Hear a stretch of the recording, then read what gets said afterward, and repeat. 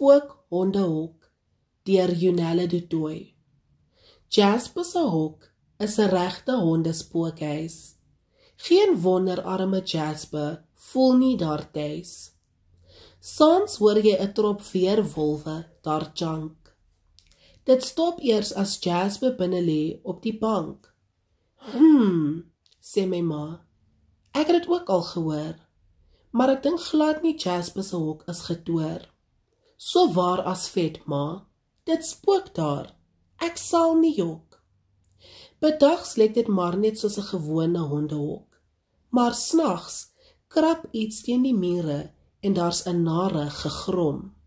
Ja, lag my ma, die weerwolf is net Jasper wat wil inkom.